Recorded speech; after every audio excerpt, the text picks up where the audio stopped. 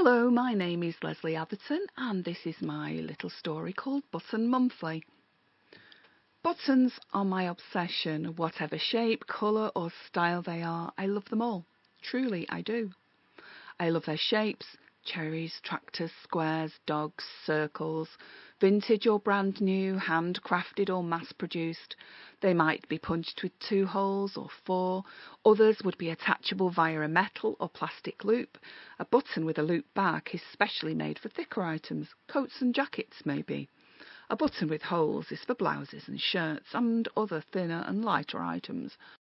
I'm pretty sure that most people aren't aware of all the wondrous variations available in buttons, but I make it my business to know all there is to know. Look, my coat buttons are the shape of rain clouds. I stitched them on myself. It isn't only buttons. I've collected a huge number of toggles too now. These bone-look ones are my favourites, although I do like the Viking dagger ones too. They are lovely, long and silver, engraved and intricate. And they were so expensive. Though I feel a little disloyal for saying it, I like my toggles almost as much as my buttons. There's just something about them that I can't explain. I also can't explain why I'm not so keen on zips and Velcro. In fact, if I really have to buy something with a zip, I rip it out on my return home and replace it with a nice, neat button band. I'm known for it. I'm a button purist and proud of it. Do I sound odd, dysfunctional, mentally deranged? My mum claimed that because of my collection, but it isn't the obsession like she thinks it is. I prefer to refer to it as unrestricted enthusiasm. It's part of the passion I have for life, a symptom of my enthusiasm for living, a craving for an existence that I can truly feel. Buttons help. And now I've capitalised on this love and have opened the only button museum in the UK. It's in my converted garage, and of course it's a little small for now, but there's plenty of potential for expansion, perhaps into the community centre down the road if there ends up being more public interest. And I'm fairly sure that nobody can resist the charm of a button for long. With that in mind, and with the aim of raising the profile of buttons, I've even dipped my toes into the world of publishing with my own magazine. I called it Button Monthly, and it's a small A4 magazine with a few glossy pages. Yes, I know, it's a specialist readership, but there are some of us button enthusiasts out there, and our interest is nothing to be ashamed of. Or so I thought. Last month, someone emailed the Button Monthly address.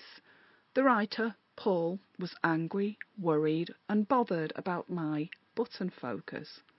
How he'd found out about Button Monthly was a mystery, but it was no mystery that he believed the world was already too full of buttons, and that they were his definition of hell on earth. I emailed back immediately and explained that he needed to embrace the diversity of buttons and learn to enjoy their beauty and use. I also told him the name for his condition, compoundophobia, and that he needed to seek psychiatric help before his phobia ruined his life. I told Paul that buttons were my life and offered to send him all 3 back issues of Button Monthly. He replied the next day. He called me Mrs. Buttons, so I called him Mr. Cinderella.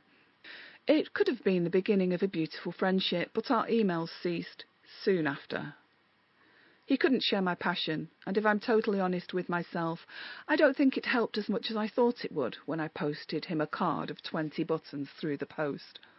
They were pretty, baby blue, with little green turtles printed onto their fronts. Aversion therapy, I thought. Send him a non-threatening button to start with and increase his tolerance. Honestly, my intentions were good. But I think it all backfired a bit. My Mr. Cinderella fumed and spumed. He will never wear buttons, and I will never go to the ball. And he will definitely not go to the ball with me. Of course, I still publish Button Monthly, and hear from other button makers and fastening fanciers every day. We're a nice bunch, if truth be told. We don't fall out. We fall off, and when we do, we just pick each other up and sew ourselves back on again. See, we also have a great sense of humour. There is so much that's good about buttons. Reliability, flexibility, variability, as well as their fantastic and unrivalled ability to fasten a cardie.